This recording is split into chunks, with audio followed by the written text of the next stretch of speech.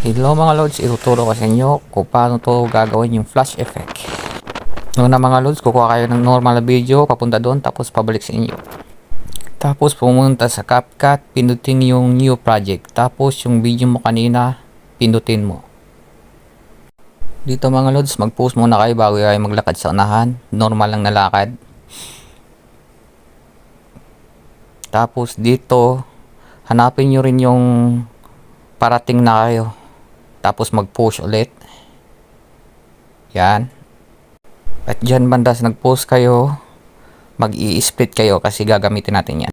Tapos dito mga loads, i-adjust natin yung speed para mabilis yung normal natin na lakad tingnan. Pindutin yung speed, tapos i-adjust natin pag mabilis yan. Tapos okay, yun, bumilis na.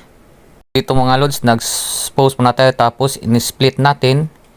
Tapos yung speed dito, binawasan natin para magmukhang slow motion.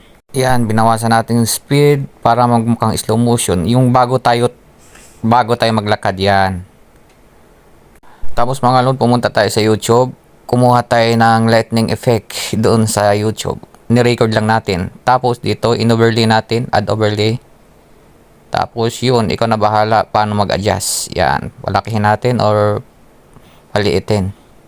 Yan. Okay. Tapos pindutin yung splice para matanggal yung black.